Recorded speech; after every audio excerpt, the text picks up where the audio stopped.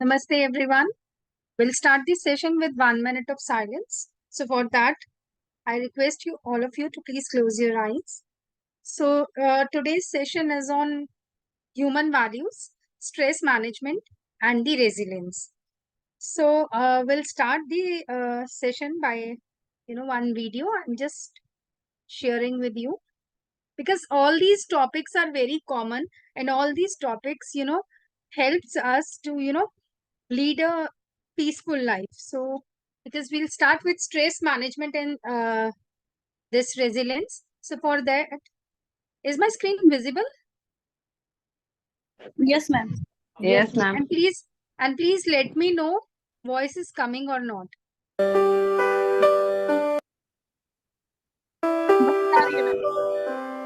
Yes. आ रही है ना हाँ voice? जी, हाँ जी. ठीक है. Okay.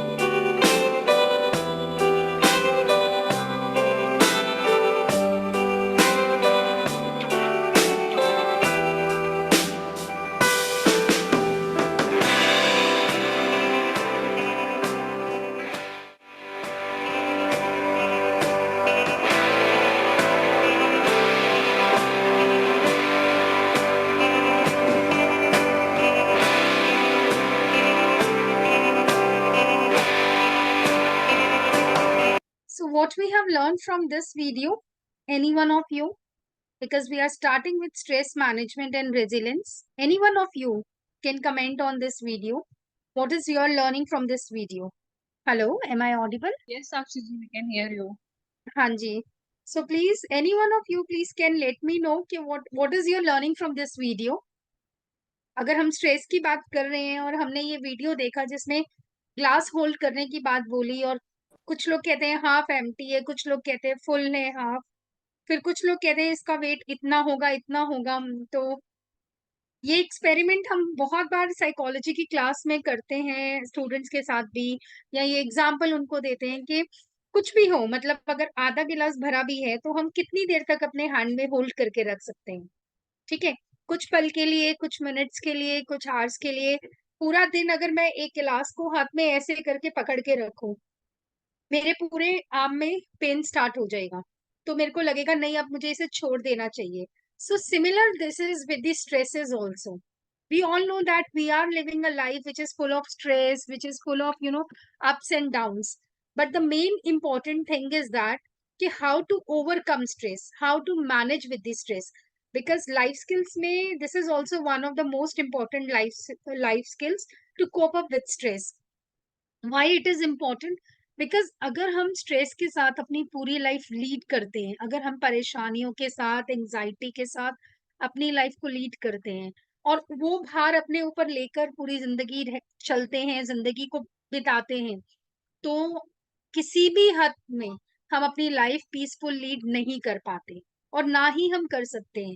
So that is why we always say to each and every learner also, and each and every individual also, okay, whatever you face in your relations or in your surroundings or in with the persons who are associated with you, ups and downs are the part and parcel of life. But the most important thing is, in the end, you have to have that peace of mind in you. You have to have that mental peace in you. That is required for you, because this is your right to live happy, this is your you know भगवान ने दुनिया में भेजा है तो हमें जिंदगी जीने भेजा है, जिंदगी काटने नहीं भेजा। तो जब हम सारे स्ट्रेसेस को अपने दिमाग में अपने ऊपर रखते हैं तो we are just not living the life, we are just passing the life. So our main purpose, our main focus is to live life, and to live life to the fullest, not to just passing the life जो आजकल normally हम लोग सब कर रहे हैं। So because हर बार एक चीज हम बोलते हैं, हर बार हम सारे, क्योंकि अभी मैं आपको एक शॉर्ट वीडियो सदगुरु जी का भी दिखाऊंगी, उन्होंने भी स्ट्रेस पे बहुत अच्छी बात बोली हुई है। क्योंकि क्या होता है, हम अपनी रोजमर्रा की जिंदगी में इतना ज्यादा गुम हो जाते हैं ना, इतना ज्यादा बिजी हो जाते हैं कि बहुत लोग बहुत अच्छी चीजें कह जाते हैं, तो जब कभी ना कभी हमें सुनने का मौका लगता है तो हमें लगता है हम इस चीज को ऐसे भी समझ सकते थे, ऐसे भी जान सकते थे। It is very easy. So before that, I'm just sharing my screen for my presentation. So stress management and resilience, the key to a peaceful life.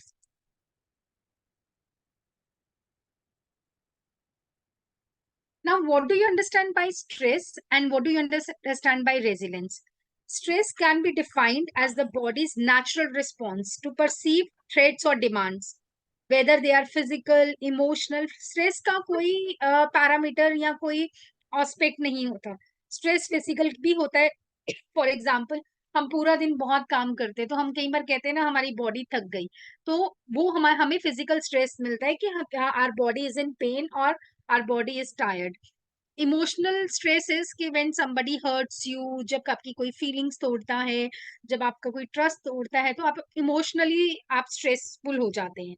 And और वी कैन से इमोशनली और psychological. Psychological stresses भी होते हैं कि बहुत, जैसे अभी इस वीडियो में बताया कि अगर आप वो बर्डन अपनी लाइफ में लेकर चलेंगे, जैसे ग्लास होल्ड करने को बोला 1 घंटे तक या पूरा दिन, तो आपकी आर्म में पेन हो रहा था। Similarly when you take stresses on your mind, कि आप बहुत लंबे देर तक रखते हो, तो जिसकी वजह से स्ट्रेस होता है उसको कोई फर्क नहीं पड़ता, उस इंसान को, उस बेशक वो आपका पर्सनल रिलेशन है या प्रोफेशनल रिलेशन है, उन्हें कोई फर्क नहीं पड़ेगा, उन्होंने आपको बात कह के छोड़ दी।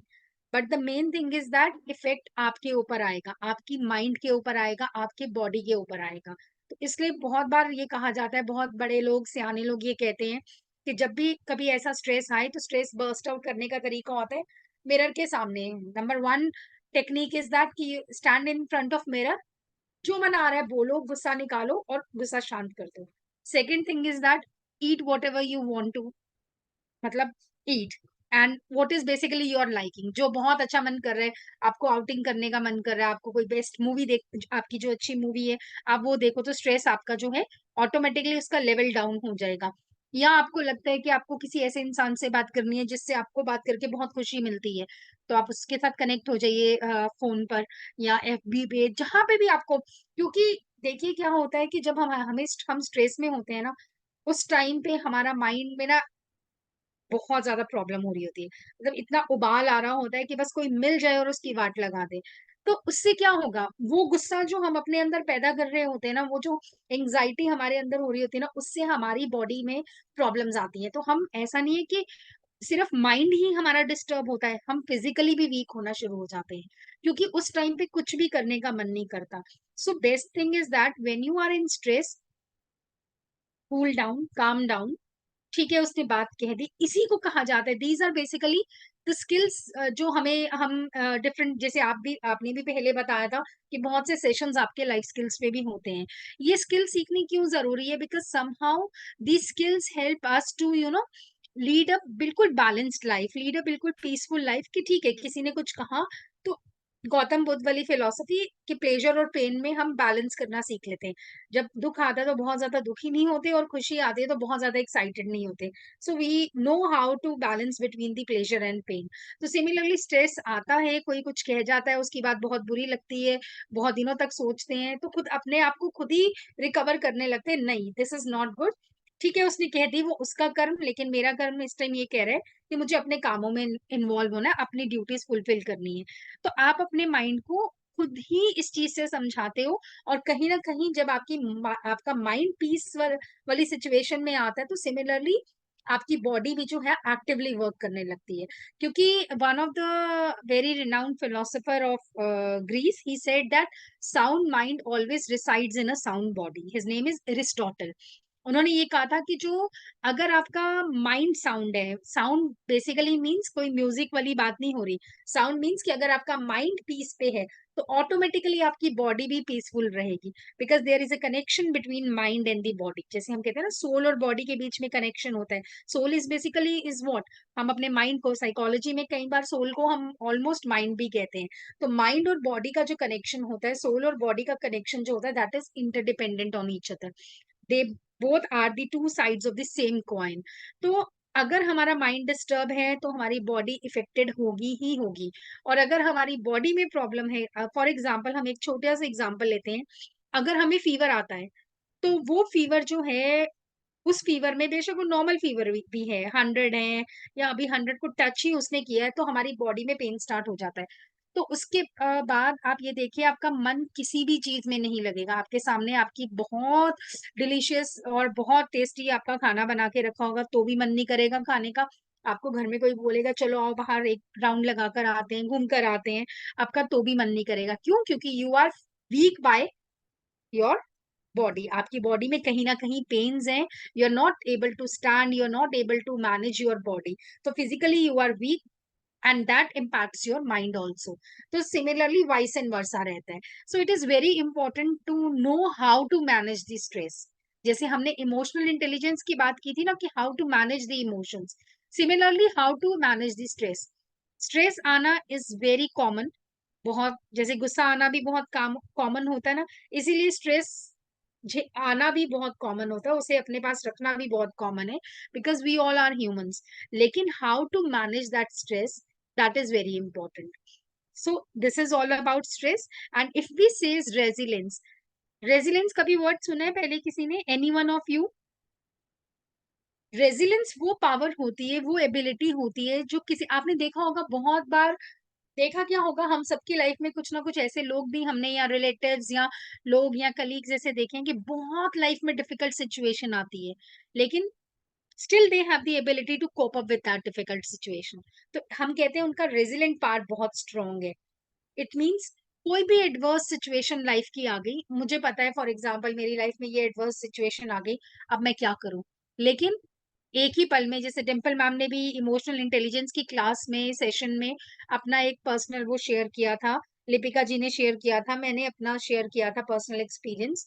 सो एकदम एडवर्स सिचुएशन, एकदम चैलेंजिंग जो है ना, हार्श रियलिटीज लाइफ की फेस करनी पड़ जाए हमें, और उस टाइम तो हमें लगता है हम टूट गए, लेकिन सडनली कुछ पल के बाद हम अपने आप को स्टेबल कर लेते हैं। तो दैट मीन्स हम ये, वो कहते हैं ना कि ठीक है दुख तो आ गया, लेकिन अब इसको झेलना तो मैंने ही है, तो तरीका मुझे ही आना चाहिए कि मैं इसको कैसे झेलूं और कैसे आगे मूव ऑन करूं। सो दैट इज रेजिलियंस, कि आपके अंदर वो कितना स्ट्रॉन्ग वो एबिलिटी है कि आप किस तरीके से बाउंस बैक करते हो फ्रॉम दी डाइवर्स, ये एडवर्सिटी और ट्रॉमा से बाउंस बैक करना। So it involves a capacity to withstand and recover from difficult experiences, maintaining mental toughness and flexibility in the face of challenges. So जो resilient individuals होते हैं, they often demonstrates a positive outlook, and this is very common. The okay person, अच्छा। the person whose resilient power is very strong ना, they are the person who have a positive attitude.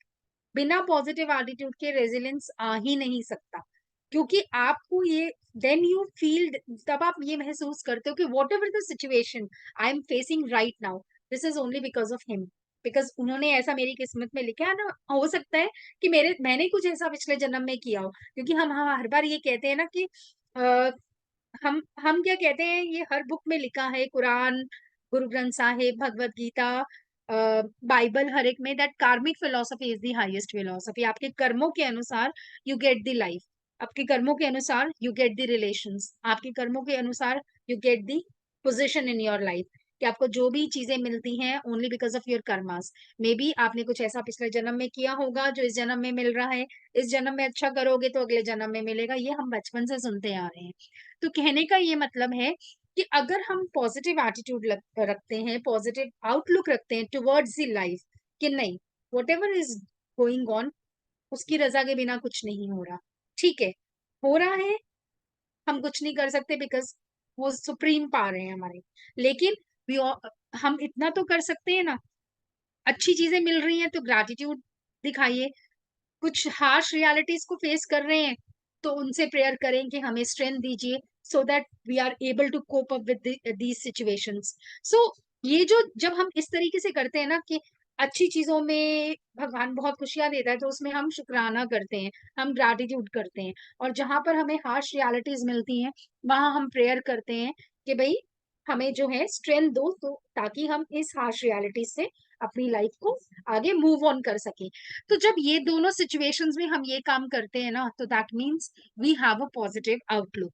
And यही positive outlook, I am 101% sure, having positive outlook towards each and every situation of your life makes your life stable, makes you a mental peaceful person. मतलब mental क्या, holistic piece मिलती है आपको, आप physically भी ठीक रहते हैं, आप मेंटली, क्योंकि कहीं ना कहीं हमारी बॉडी के जो एस्पेक्ट्स हैं, जो हम ये पंच कोश कहते हैं ना, हमारा जो है अन्नमय कोश, प्राणमय कोश, मनोमय कोश, विज्ञानमय कोश और आनंदमय कोश, ये पांच कोश जो हैं, ये 5 एस्पेक्ट्स हैं हमारी बॉडी के, mental, intellectual, spiritual, emotional and social. तो ये आपस में कनेक्टेड है। माइंड डिस्टर्ब होगा, बॉडी वीक होगी, बॉडी वीक होगा, दिमाग बिल्कुल भी नहीं चलेगा, हम कुछ भी प्रोडक्टिव वर्क नहीं कर पाएंगे। अगर ये तीनों मतलब माइंड, बॉडी और प्रोडक्टिव वर्क नहीं हुआ, हमारे रिलेशन स्ट्रॉन्ग नहीं बन पाएंगे और ना ही हम भगवान का नाम ले पाएंगे। तो आपस में ये सब चीजें कनेक्टेड है। सो this is very, so that is why we say it is very important to have a positive outlook, because यही positive outlook हमें resilient बनाता है, यही positive outlook हमारा stress जो है हमें मैनेज करने की क्षमता देता है। आई होप इतना क्लियर हुआ होगा। Any questions? No, ma'am. Okay, so इसी के साथ रेजिलेंस की हमने बात की थी ना, तो रेजिलेंस के साथ ही मैं आपको पहले एक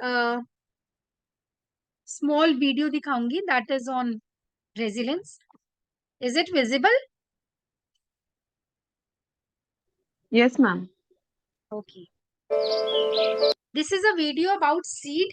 नाउ जहां मैंने रेजिलेंस की बात की ना कि व्हाट इज रेजिलेंस, कि हमारी एडवर्स सिचुएशन में पॉजिटिव आउटलुक के साथ हम लोग बाउंस बैक करते हैं, यानी हम वापस से खड़े हो जाते हैं। जैसे कई बार हम क्रिकेट के मैच में देखते हैं ना कि वो लगता है कि भाई वो कैच करने लगा है, ये लास्ट 2 बॉल्स हैं, कैच करने लगा है और हाथ से जो बॉल स्लिप हो जाती है तो लगता है अब एक ही बॉल पे 4 रन चाहिए, सामने वाली टीम मार देगी तो हम हार जाएंगे।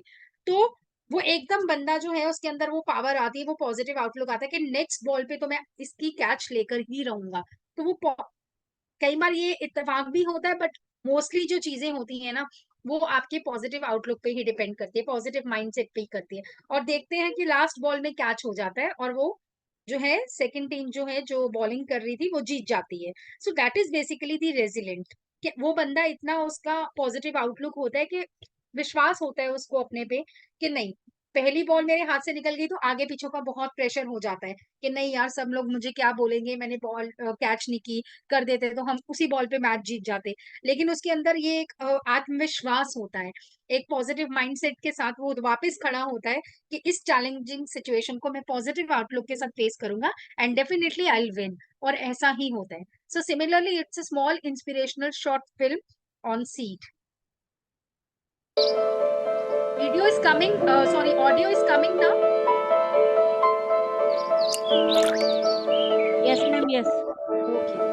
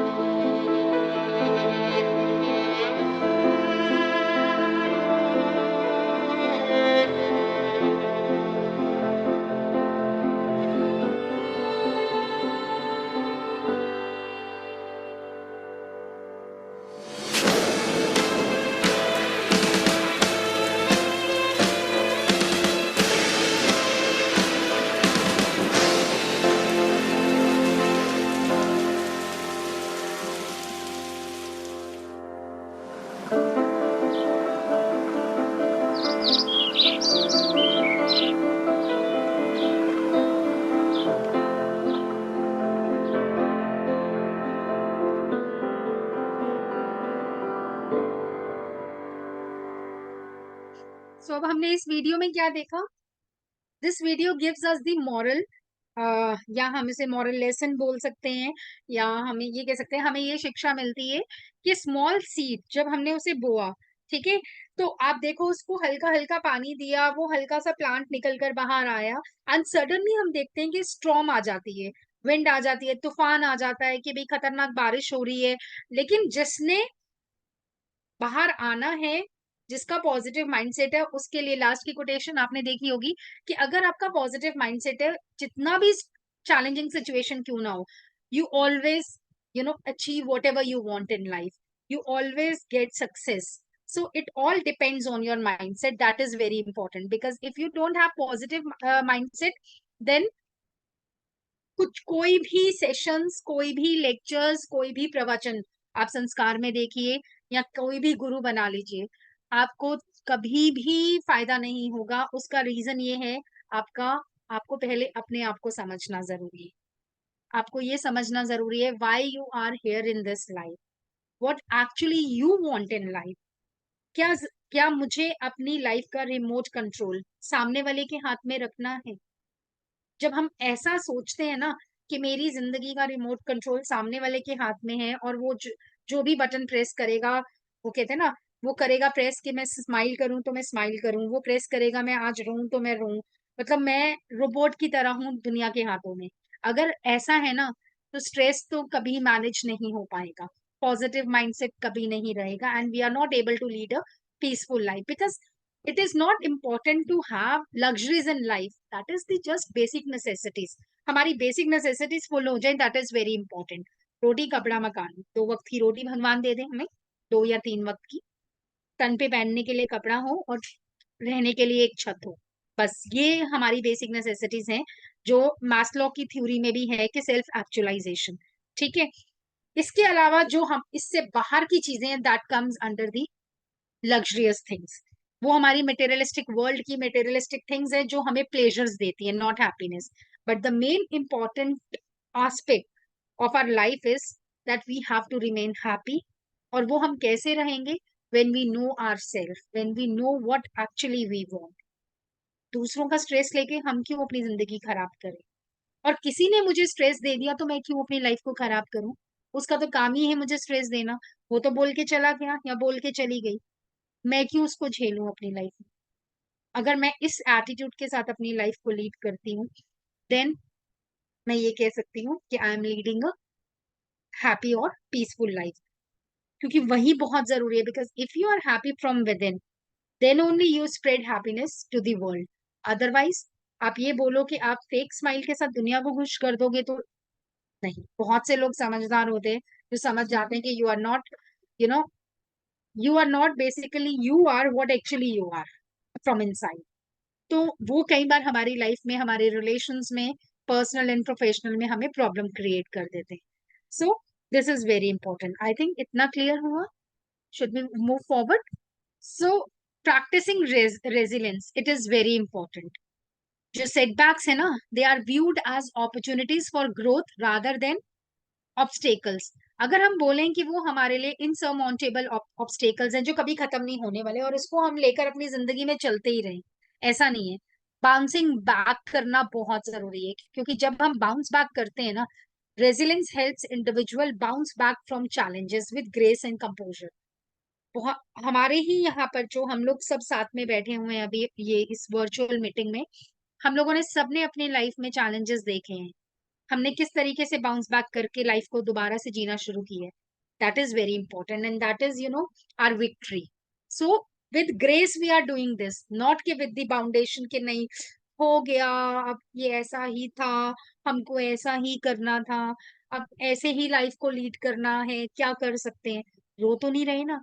We are we are leading a happy life, क्योंकि we believe that whatever is going on and whatever is you know अभी चल रहा है, और what will be going in our life, that is only because of him, and वो हमारा कभी वो नहीं करेगा बुरा।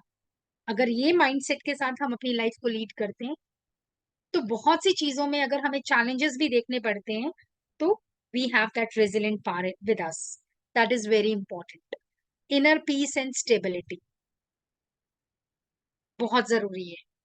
Cultivating resilience fosters a sense of inner peace and stability in us.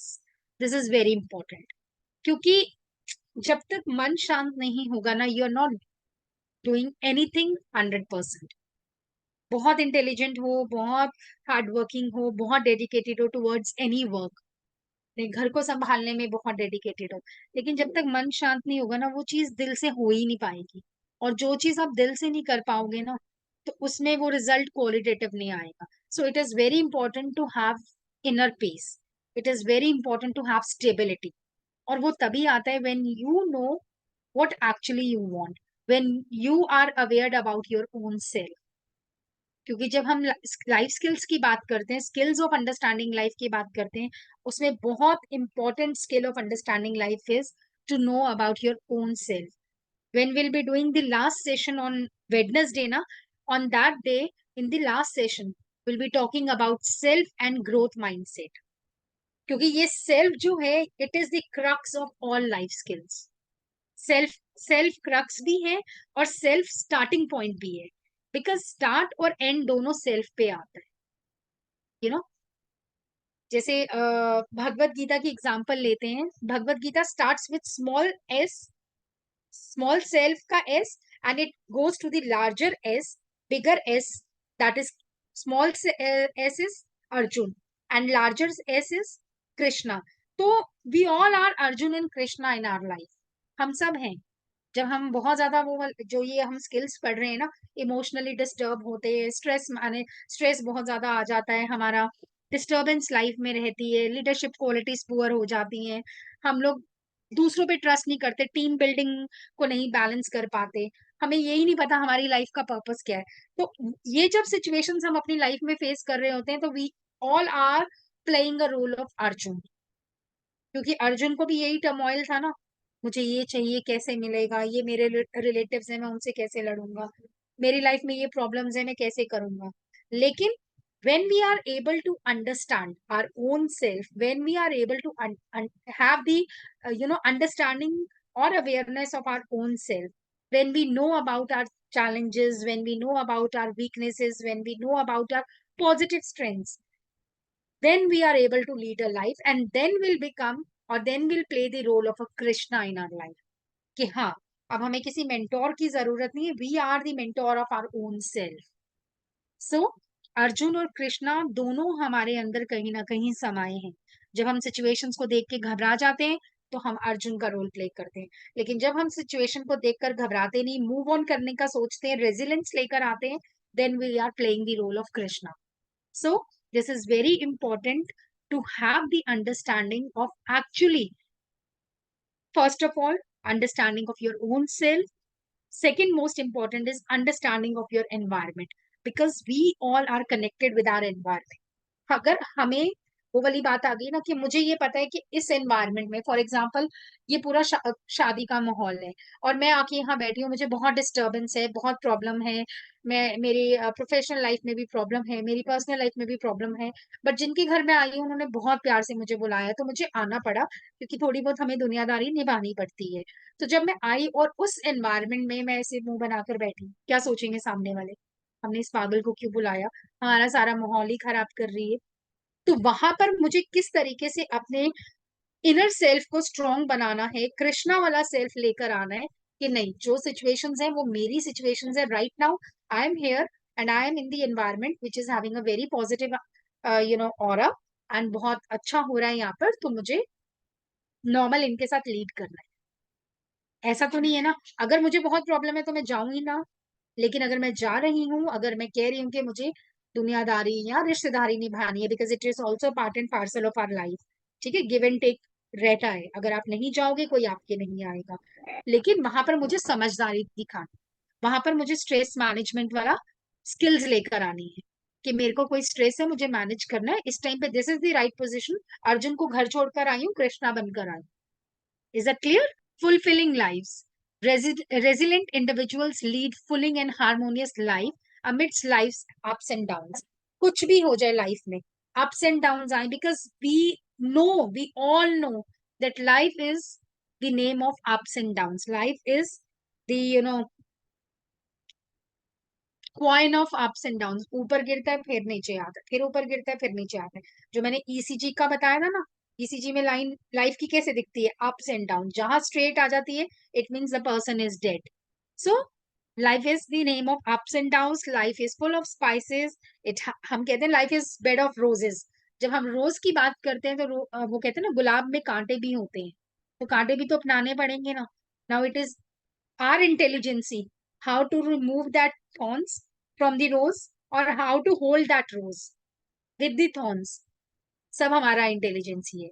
तो जो लोग रेजिलेंट्स होते हैं, जो लोग पॉजिटिव माइंडसेट के होते हैं, they know how to lead the life to the fullest, because in the end those people think that, and that is in their mind that ये जिंदगी ना मिलेगी दोबारा, तो जी लो जितना जी सकते हो। Ups and downs, and so what, when you have everyone with you, when you have, you know, strong connections, these ups and downs doesn't matter, because you have that team with you, you have that team in, you know, behind you, with you, or in front of you। तो वो जब support system आपके पास होता है ना, कई बार नहीं भी होता तो भी आप, आपका सपोर्ट सिस्टम आपसे बड़ा कोई नहीं है। कहते हैं ना कि माँ बाप से बड़ा वेल विशर कोई नहीं होता, जितने मर्जी रिलेशंस हैं कोई इतना आपके लिए आपका वेल विशर नहीं होगा जितने आपके पेरेंट्स होते हैं। लेकिन उनसे भी, अगर अब हम के पेरेंट्स के बाद कौन आपका वेल विशर है, तो वो आप खुद है। कोई और रिलेशन आपका वेल विशर नहीं होता। आपको पता है आप ये काम करोगे तो क्या रिजल्ट आएगा, आपको किस काम से खुशी मिलती है, आपसे ज्यादा कोई नहीं जान सकता। वो बात आ गई ना, don't give your life remote control in the hands of others, have the control of your remote in your hands, not in the others. You know how to live life better, not others. So stress free, this is the image जिसमें एक lady दिखा रहे हैं और वो बिल्कुल stress free है और उसको ब्राइटनेस दिख रही है। कई बार होता है ना, हम कहते हैं चाय पीने से सुकून आता है, या लोग, कई लोग ड्रिंक करते हैं तो वो कहते हैं कि ड्रिंक लेने से मन शांत होता है, सुकून। आज मैं बहुत स्ट्रेस में हूँ, प्लीज एक पेग बना दो, मुझे थोड़ा सा स्ट्रेस फ्री होना है। या मैं बहुत स्ट्रेस में हूँ, I need a cup of T. कोई चाय, कोई ड्रिंक, कोई कोल्ड ड्रिंक, कोई जो भी आप ड्रिंक्स लेते हो वो आपको स्ट्रेस फ्री नहीं करती। लेकिन वो आपने साइकोलॉजिकली अपना बना लिया है कि चाय पीने से मेरा सर दर्द ठीक होता है, ड्रिंक एक पेग लेने से मैं बहुत रिलैक्स हो जाऊं। क्या एक कप चाय पीने से अगर जिंदगी के दुख खत्म हो जाए तो दुनिया सारी चाय पी के ही दुख क्यों नहीं खत्म कर लेती? बट ये हमारा एक माइंडसेट है। This is the example, why I am giving this example, because इस एग्जाम्पल से आप ये सोच सकते हो, कनेक्ट कर सकते हो कि जब हमारा माइंड हमें ये कहता है कि चाय पीने से मुझे सुकून मिलता है, मेरा हेडेक ठीक होता है, या ब्लैक कॉफी पीने से मेरा हेडेक ठीक होता है, ग्रीन टी पीने से मुझे मुझे लगता है कि मैं वेट लूज कर रही हूँ, हाँ, तो ये हमारा माइंडसेट है। तो हम अपने माइंडसेट को इट मीन्स अपने अकॉर्डिंग बना सकते हैं ना। तो फिर पॉजिटिव पॉजिटिव पॉजिटिव क्यों नहीं भरते अपने माइंड, काम क्यों नहीं रखते अपने mind? So this is the image which describes us कि what stress free means. So stress free जो word है, it describes a state of being devoid of or significantly reduced in stress, जिसमें calmness दिखती है, relax दिखता है बंदा, contented state of mind होता है, मतलब बिल्कुल blissful situation होती है। हम लोग बहुत relaxed है, बहुत happy, बहुत peaceful उसमें है। We don't have any tensions in our life. कोई external pressure नहीं है जो हमें disturb कर रहा है। So if we want to achieve a stress free state, it involves various stress management techniques. What are those stress management techniques? यहाँ पे इमेज में आपको साइड पे मैं जहाँ पे अपने एरो को टच कर रही हूँ, देख रहे हैं आप सब लोग? Stress management techniques such as mindfulness. So what is mindfulness? हम कहते हैं ना थोड़ा सा मेडिटेट करो आप रिलैक्स हो जाते हो। Really it impacts your mind and body. Relaxation exercise, किसी को डांस करके रिलैक्स होता है, कोई कोई म्यूजिक सुन के रिलैक्स होता है, कोई वॉक पे जाने से रिलैक्स होता है। सो जिससे भी आप रिलैक्स होते हो, जैसे मैंने अभी आपको ये एग्जांपल स्टार्टिंग में ही दे दी थी, techniques how to reduce stress और how to cope up with stress, कि जब भी कभी स्ट्रेस आए, do whatever you want to do and which makes you happy. उस काम को करो आप। आपको कुछ अच्छा खाने का मन कर रहा है, आप अच्छा खाओ। आपको घूमने का मन कर रहा है, घूमने जाओ। मूवी देखने का मन कर रहा है, मूवी देखने जाओ। कुछ एक्सरसाइजेस करनी है, आप एक्सरसाइज करो। किसी भी तरीके से अपने आप को बिजी रखो, लेकिन उस सिचुएशन से अपने आप को हटा लो, because stress free state is a state many aspire to reach in order to enhance overall well-being, overall well-being and quality of life, because it is very important. If you want to have a stress-free life, that then it means that you are leading a quality life. बहुत जरूरी है ये. Techniques to overcome stress अभी हमने ये बात की है. डीप ब्रीदिंग एक्सरसाइज कीजिए, रेगुलर फिजिकल. आप स्क्रीन से हट जाइए, क्योंकि यहाँ पे जो स्क्रीन, हाँ कई लोग ये कहते हैं कि हम स्क्रीन पे अगर कुछ नेटफ्लिक्स पे देख रहे हैं या कुछ ऐसा कर रहे हैं तो हमें वो भी अच्छा लगता है. तो बट किसी भी तरीके से आप अपने आप को इफेक्टिवली टाइम मैनेजमेंट करते हुए, आपको कोई, जैसे मैंने कहा, किसी फ्रेंड से बात करने का मन करता है या किसी ऐसे इंसान से बात करने का मन करता है जब आप बहुत स्ट्रेस में होते हो, कि आपको लग रहा है उस इंसान से मैं बात करूंगी तो मेरा मन खुश हो जाएगा या मेरा स्ट्रेस रिड्यूस हो जाएगा, गो एंड डायल हिज और हर नंबर. बात करिए, अपना अपने आप को रिलैक्स करिए, क्योंकि बहुत जरूरी है. क्योंकि अगर हम अपने स्ट्रेस को ओवरकम नहीं करते ना, it leads to major psychological problems like depression, anxiety attacks, phobia होने लगता है, तो बहुत प्रॉब्लम्स आने लगती हैं. फिर लाइफ और ज्यादा डिस्टर्ब हो जाती है. So it is better to know that if you are in stress, तो वो भी कैसे पता लगता है, उसका भी सबसे एक आम इलाज ये है कि सबसे पहले अपने आप को जानिए, आपको किन किन चीजों से प्रॉब्लम है, कौन कौन सी, अपने पेन डाउन करिए, लिस्ट डाउन करिए वो चीजें. क्या आपको चीजें अच्छी लगती हैं, क्या आपको चीजें बुरी लगती है, कौन सी चीजों से आपको प्रॉब्लम होती है. तो आप उस तरीके से अपने आप को मैनेज करिए अपनी लाइफ को. This is very important. Building a healthy lifestyle. अगर हम बिल्डिंग अ हेल्दी लाइफस्टाइल की बात कर रहे हैं, तो ये दोनों चीजें, stress management and resilience, they are essential for building a healthy and peaceful life.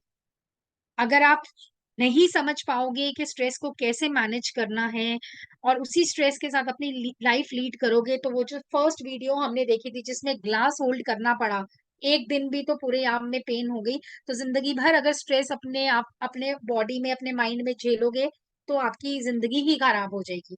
तो बेटर है अपना रेजिलेंट पार को स्ट्रांग बनाइए, अपनी स्ट्रेस को मैनेज करना सीखिए. Then only you are able to build a healthy and peaceful life.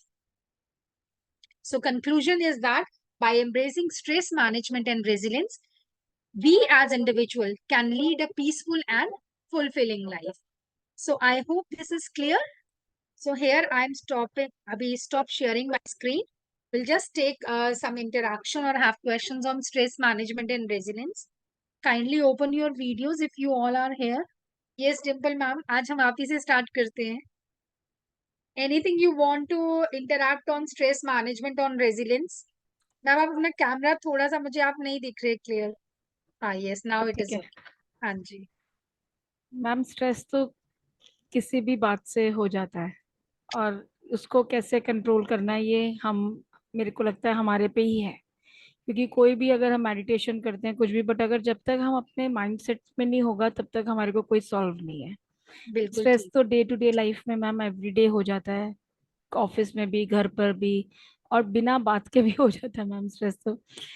बस मैम स्ट्रेस के लिए यही है कि मेडिटेशन वगैरह है सतगुरु की। मैम मैंने भी 14 डेज की अभी सेशंस लिए हैं सतगुरु जी के, तो उससे भी काफी फर्क पड़ता है। बट मैम सिचुएशन अलग अलग होती है सबकी, और उसको वेरी लेने का ट्रू. भी अलग अलग बात है। मेरे को स्ट्रेस, कई मैंने देखा है कई लोग ज्यादा खाने लग जाते हैं स्ट्रेस में, कई लोग सोने ज्यादा लग जाते हैं, कई लोग कहते हैं कि नहीं हमें, जैसे मेरे को स्ट्रेस में लगता है कि मुझे किसी से बात करनी, मेरे को किसी से बात करनी पड़ जाती है। मैम मेरे को कोई भी जना हो, ऑफिस में हूँ तो मैं ऑफिस में अपने कुलीग्स के साथ, या घर पे फैमिली के साथ, और मैं मैम उसी टाइम पर कॉल मिला लेती हूँ या उनसे बात करती हूँ तो मेरा माइंड डाइवर्ट हो जाता है। मैम मैंने अपना ये तरीका अपनाया हुआ है, क्योंकि मैम मैं, आपको पता है घर पे अकेले रहती हूँ तो मेरे लिए मुश्किल हो जाता है। हाँ नहीं बट होता. मैम मेरे को लगता है कि सबका अलग अलग तरीका है, सबका वेरी ट्रू. सोचने का, समझने का। हम, जैसे भी आपने पहले वीडियो में बताया था, हाफ ग्लास वाटर का फिल और हाफ, मैम ये सबकी अपने अपने देखने का अंदाज है और समझने की बात है। बट मतलब मुझे ये लगता है कि हर किसी का सॉल्व करने का अपना अपना तरीका है। Very true. Thank you ma'am. Thank you ma'am. Yes Seema ma'am. Stress management तो अपने आप में ही एक पूरा इतना सेशन इतना बड़ा आपने लिया है इसके पीछे। और ये सबकी लाइफ का सबसे बड़ा प्रॉब्लम है, छोटे छोटे बच्चे स्ट्रेस लेके घूमते हैं। यस. उनको भी पता है कि मुझे बहुत टेंशन हो रही है, मुझे बहुत स्ट्रेस हो रहा है। इतने छोटे बच्चों के मुंह से ये शब्द हमने कभी सुने ही नहीं थे, हम लोग जब छोटे होते तब नहीं सुने थे। अब छोटे छोटे बच्चों को पूछो तो मुझे बहुत स्ट्रेस है, what do you mean by stress? नहीं नहीं मम्मा बोलती है, तो वो बच्चे भी अडॉप्ट करके चलते हैं। सीमा सीमा मैम, मैं आपकी बात को बीच में एक और कहती हूँ कि जब मैंने अभी देखा छोटे छोटे बच्चे बोलते हैं कि मैंने देखा है 5-6 साल का बच्चा भी कह रहा है बहुत स्ट्रेस हो रहा है मेरी पढ़ाई का। मेरे को समझ में नहीं आता, उन्हें स्ट्रेस का मतलब भी पता है। एक्चुअली वो अपनी मम्मियों से सुनते हैं, घर में हाँ। ये कॉमन वर्ड हो गया है। एंटी डिप्रेसेंट्स भी पता है उनको, बच्चों को सारी चीजें पता है, डिप्रेशन वर्ड भी मालूम होता है बहुत सारे बच्चों को। तो वो चीजें बहुत ठीक नहीं है बच्चों के लिए, तो उनको पता भी नहीं होना चाहिए एक्चुअली क्या है ये सब। बट व्हाट आई डू, अगर पर्सनली पूछते हैं तो एक ब्रेन बैलेंसिंग एक्सरसाइज होती है, योगा है, योगा का एक प्रैक्टिस है वो। ब्रेन बैलेंसिंग एक्सरसाइज बहुत ही ज्यादा इफेक्टिव है। मेरे साथ काफी प्रॉब्लम्स आने लग गई थी बीच में बिकॉज ऑफ माई हेल्थ, और हेल्थ का ही स्ट्रेस था, काम का होता ही है, सबके साथ ही होता है, बहुत सारी चीजें फैमिली में भी चलती हैं। बट मेरी हेल्थ की वजह से काफी इश्यूज थे, तो मैंने उसमें बहुत इफेक्टिव रहा ये योगा की प्रैक्टिसेस। उसमें ब्रेन बैलेंसिंग एक्सरसाइज है, उसमें चंद्र नाड़ी और सूर्य नाड़ी का उसमें रहता है, थोड़ा सिस्टम है उसका, तो बहुत ही इफेक्टिव है। और दूसरा इवनिंग के समय पे सब, जैसे आपने बताया कि किसी को म्यूजिक सुनने से अच्छा लगता है, किसी को नेटफ्लिक्स पे रहने से अच्छा लगता है, मुझे अपने लॉन में बैठना, अपने प्लांट्स के साथ बैठना और अपने डॉग्स के साथ टाइम स्पेंड करना मुझे बहुत पसंद है। बिल्कुल पता नहीं कहाँ चली जाती हैं टेंशन जब मैं अपने लॉन में जाके बैठती हूँ, फ्लावर्स को देखती हूँ, इतने सारे अलग अलग कलर के फ्लावर्स हैं वहां पे। वो अपने आप में नेचर के साथ आप थोड़ी देर बैठिए, कुछ नहीं है तो आपके घर में थोड़े से प्लांट्स हैं, आप उनके पास ही हम्म। थोड़ी देर बैठिए, वो बहुत अपने आप में एक मेडिसिनल इफेक्ट है उनका। तो ये सबको बोलूंगी मैं, सबको करना चाहिए, very very nice. Thank you ma'am. Thank you so हाँ जी, मीना मैम आप कुछ कहेंगी? जी नमस्ते मैम। नमस्ते। जी मैम, स्ट्रेस मैनेजमेंट का जो सेशन था वो बहुत ही अच्छा था, बहुत कुछ सीखने को मिला। और शायद ही ऐसा कोई भी इंसान होगा, मानव जीवन है तो कभी खुशी कभी गम में तो चलता रहता है। चलता रहता है। स्ट्रेस तो हर आदमी के लाइफ में होता ही है। पर उसको एक मैनेज करने का एक तरीका आ, हम लोगों ने जब यहाँ पे काम करने के दौरान सीखा। अब लाइफ में कितना बड़ा भी चैलेंज आ जाए, उसको ऑटोमेटिक हम अपने आप में कर लेते हैं मैनेज। गुड, अब वेरी। पता नहीं वो कैसे हो जाता है, घर पे कई बार कितनी प्रॉब्लम हो जाती है, पर जैसे ही सेंटर में आते हैं, एक साथ काम करते हैं, बैठते हैं, तो पता नहीं वो स्ट्रेस कहाँ चला जाता है। और वापस से एक सेंटर में आने के बाद ही नई एनर्जी ऑटोमेटिक आ जाती है। तो ये बहुत ही यहाँ पे हम मेरिट इंडिया में आके सीखा है, आपसे भी बहुत कुछ सीखा। और एक हमारा माइंड सेट ऑटोमेटिक हो जाता है कि ये अगर मैं इस बंदे से मेरी मेरे कुछ भी प्रॉब्लम है कहूंगी तो वो हल हो जाएगी। क्योंकि जैसे डिम्पल मैम है, कमलेश जी हैं, इन दोनों को कभी भी कोई भी प्रॉब्लम हुए, मैं जब भी इनको कॉल करती हूँ कि मुझे इसमें थोड़ी ये दिक्कत है, तो तुरंत मतलब जो जो भी मैं बोलती हूँ वो काम हो जाता है। हमेशा मैंने नोट किया है। तो मेरे माइंड में भी ये चीज एकदम फिट हो गई कि अगर मुझे कोई प्रॉब्लम है मैं इनको बताऊंगी तो हो जाएगा। चलिए, तो ये बढ़िया। करना मतलब जो स्टूडेंट हमारे आते हैं मैं उनको भी बोलती हूँ कि देखो बिना चैलेंज के कभी भी जीवन ही क्या, अगर उसमें चैलेंज नहीं है तो वो तो आएंगे चैलेंज। बस उसको हमको कैसे बाहर निकलना है, क्योंकि मेरी प्रॉब्लम से मैं ही बाहर निकलूंगी। अगर मैं उस चीज को रोती रहूंगी कि मेरे साथ ये हो गया ये हो गया, तो प्रॉब्लम लंबी जाएगी। और बिल्कुल बैठ ठीक। के अगर हम उसका हल निकालेंगे तो जरूर एक गॉड पता नहीं कहाँ से हमारी हेल्प कर देता है कि जब भी कोई प्रॉब्लम हो आप 1 घंटे बैठ के सोचिए। या मेरे साथ तो हमेशा मैं मॉर्निंग में अब 5-6 बजे अगर मेरे शाम को कोई स्ट्रेस है, और मॉर्निंग में उसका हल मुझे अपने आप मिल जाता है कि आप ये करोगे तो ये हो जाएगा, और वो वास्तव में हो जाता है। वो भी इसलिए मैम अगर हमने पता, हाँ, वो भी पता क्यों होता है, क्योंकि अभी हमने स्ट्रेस मैनेजमेंट के साथ रेजिलियंस की बात की। आपके अंदर वो बहुत स्ट्रांग है, पॉजिटिव एटीट्यूड है कि ठीक है, आएगा ये दुख तो मैं ठीक कर लूंगी, झेल लूंगी उसको। तो दैट इज वाई आपको साथ ही के साथ उसके प्रॉब्लम्स के सोल्यूशंस भी मिल जाते हैं। लेकिन एक इंसान जिसने सोचना ही नहीं कि दुख दुख आया तो सिर्फ क्रिपिंग करते रहना, रोते रहना, रोते रहना, वो प्रॉब्लम्स के हल सामने भी होंगे ना, वो देख नहीं पाता। उसका रीजन ये है, अब उसके अंदर रेजिलेंस ही नहीं होता। अभी ये जैसे चीज। मेरी बड़ी वाली सिस्टर थी, उनकी डेथ हो गई 8-10 साल पहले। उनके 2 छोटे छोटे बच्चे थे। अब हम सब लोग वहां पे गए, सब बोले कि चलो अब इनके साथ बुरा हो गया, पर फिर 2 दिन तक हम लोग भी रोना गाना चलता रहा। पर मेरे को लगा कि अब मेरी दीदी तो चली गई, पर इन दोनों बच्चों का क्या होगा अब। तो फिर मैं उन दोनों बच्चों को हमारे यहाँ पे लेके आई और दोनों बच्चों का एडमिशन करवाया। और अब जब मेरी दीदी की बेटी 7th क्लास में थी उस समय, और उनका बेटा 4th क्लास में था, उस लड़की को अपने मेरी बेटी के साथ उसका भी एडमिशन करवाया। उसको भी अभी भी उसको बीएससी नर्सिंग करवा दी, और अभी उसकी बहुत अच्छे घर में लड़का पटवा रही है, उसकी शादी भी कर दी। और जो इसका बेटा है, उसने भी बीएसटीसी करवा दी, और अभी वो गवर्नमेंट जॉब में, बस उसका 1 पॉइंट कम रह गया। हो सकता है वेटिंग में टीचर वो भी बन जाए। पक्का अगर हम पक्का। बार बार केवल सिंपैथी देते रहते हैं उनको, अब ये हो गया, अब आप उसका सॉल्यूशन निकालो कि जो होना था वो तो हो गया, वो तो हमारे बस में नहीं है, पर अब उसको कैसे हल करना है। बिल्कुल ठीक, बिल्कुल ठीक। तो आप बहुत स्ट्रांग है। Good, very good. So this is all about basically stress management and resilience. तो इसके साथ आज हमारा सेकंड टॉपिक था वो ह्यूमन वैल्यूज पे था। तो हम ह्यूमन वैल्यूज पे आज बात करेंगे। आप में से कोई भी मुझे एक बार पहले ये बता दे कि what do you think by human values as per your understanding. Human values होती क्या है? एनी वन ऑफ यू, कोई भी मुझे बता दे आप ह्यूमन वैल्यूज से क्या समझते हैं। What are values? क्या हम कोई भी बोल दे, अब मैं या तो किसी का, क्योंकि मीना मैम, सीमा मैम, डिम्पल मैम, फरा मैम, ये सब बहुत एक्टिव रहते हैं, तो इस बार कोई और बोले प्लीज। स्वाति जी, सुमन जी, आप बताएंगे? Yes ma'am. Priya? Ma'am, human values में ये सारी चीज आती है, जैसे कि हमारी ऑनेस्टी है, इम्पैथी है, करुणा, दया, जो भी बोलते हैं ना हम, ये सारी ह्यूमन वैल्यूज है। मतलब किसी के प्रति अच्छा रहना या फिर बुरा ना सोचना। जो भी हम रिस्पेक्ट, जो है रिस्पेक्ट हम बोलते हैं, बड़ों का आदर करना, तो ये सभी ह्यूमन वैल्यूज में आता है तो हम वैल्यूज से क्या समझते हैं? मैम। आप वैल्यूज अगर हमारे, जी बताइए बताइए। जी मैम, अगर वैल्यूज हमारे जीवन में नहीं है ना, तो एक मतलब जैसे कि बिना अदरक की चाय कैसे होती है, उस टाइप का वो हो जाएगा। क्योंकि वैल्यूज ही नहीं है तो हमें समझ में ही नहीं आएगा कि कहाँ पर, किस जगह पर हमें कैसे बिहेव करना है, या फिर कैसे कंट्रोल। वैल्यूज की वजह से हम कंट्रोल करते हैं। एक तरीके से हम बोलते हैं ना कि संस्कार हम जिसे बोलते हैं, तो वो वैल्यू, वो संस्कार ही है जो जिससे हमारे रिश्ते बनते हैं, हमारे साथ लोग जुड़ते हैं, और हम अपने जीवन को आसानी से आगे लेकर जा सकते हैं। जी, अदरवाइज किसी की, हमारे कोर वैल्यूज हमारे साथ में नहीं होंगे तो हम ना ही रिश्ते बना पाएंगे, ना ही किसी जगह पे एडजस्ट हो पाएंगे, और ना ही अपनी लाइफ को स्मूथली हैंडल कर पाएंगे।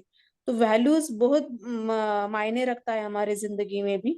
और वही वैल्यूज फिर हमें मतलब हमारे जेनेटिक्स में के साथ भी मिलते हैं, हमारे बड़ों से मिलते हैं, कुछ हमारे कलीग से मिलते हैं।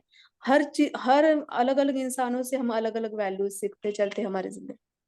बिल्कुल ठीक, बहुत बढ़िया बताया आपने कि थैंक वैल्यूज यू। के साथ। हाँ, वेरी गुड, वेरी गुड, बहुत, सच में बहुत अच्छे। आपने तो पूरे इस सेशन का क्रिस्प ही दे दिया कि अगर मैं ह्यूमन वैल्यूज पे बात करने जाऊं तो आपने तो उसका निष्कर्ष ही मुझे बता दिया। Very nice. थैंक यू तो मैम। हाँ, तो बिल्कुल ठीक आपने बोला, क्योंकि अगर हम अंडरस्टैंडिंग ह्यूमन वैल्यूज की बात कर रहे हैं, we all know that we are human beings, तो हम लोग वैल्यूज के बिना तो रह ही नहीं सकते।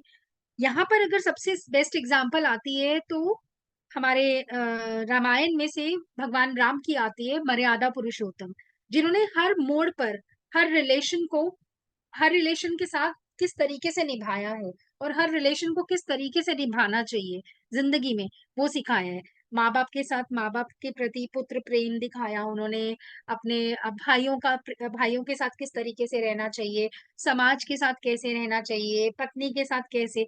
और ये वो आगे ना एग्जाम्पल, जैसे हमने शायद लास्ट क्लास में भी ये एग्जाम्पल छेड़ी थी, आप ही के साथ शायद सेशन में था या कहीं और, मुझे ध्यान नहीं है।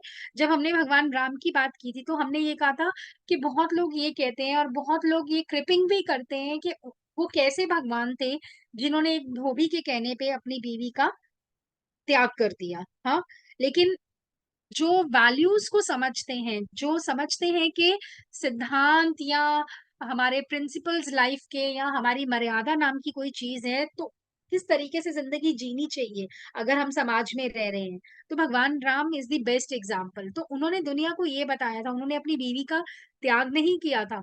उन्होंने तो अग्नि परीक्षा पहले ही ले ली थी सीता जी की। उन्होंने ये चीज बताई थी कि if you are living in a society, आप सोसाइटी के अगेंस्ट अगर चलेंगे, society will not accept you, है ना। आज की डेट में हम कहते हैं कि लिविंग रिलेशन बहुत कॉमन हो गए हैं, लेकिन हमारी सोसाइटी, इंडियन सोसाइटी में मैरिज के बाद ही लिविंग रिलेशंस होते थे, है ना। मैरिज इज इम्पोर्टेंट, ये एक बहुत बड़ी बात थी। लेकिन आज हम वेस्टर्नाइज कल्चर की तरफ जा रहे हैं, तो वी आर अडॉप्टिंग, कि बच्चे आजकल के बहुत प्रैक्टिकल हैं, वो ये कहते पहले हम 1 2 3 साल साथ रहेंगे, हम देखेंगे हम हमारी आपस में कंपैटिबिलिटी हो रही है या नहीं हो रही है, उसके बाद हम देखेंगे, अगर रह पाएंगे तो हम साथ रहेंगे, नहीं तो विल हम लोग एक दूसरे से अलग हो जाएंगे। तो ये बहुत इजीली हम मेट्रोपॉलिटन सिटीज में देख रहे हैं, है ना, बड़े बड़े शहरों में देख रहे हैं। लेकिन हमारा आज भी जो भारतीय समाज है वो मैरिज को इम्पोर्टेंस देता है, ठीक है। और मैरिज तो नाम ही इस चीज का है कि दो अलग सोच के लोग, दो अलग विचार के लोग मिलते हैं और फिर आगे उनकी जिंदगी की गाड़ी चलती है। तो उसमें सबसे पहले कंपैटिबिलिटी तो बाद में बनती है, सबसे पहले ये सिखाया जाता है, यू हैव टू एडजस्ट, है ना। आपको एडजस्ट होना है, सामने वाले को एडजस्ट होना है, तभी जिंदगी की गाड़ी चलेगी।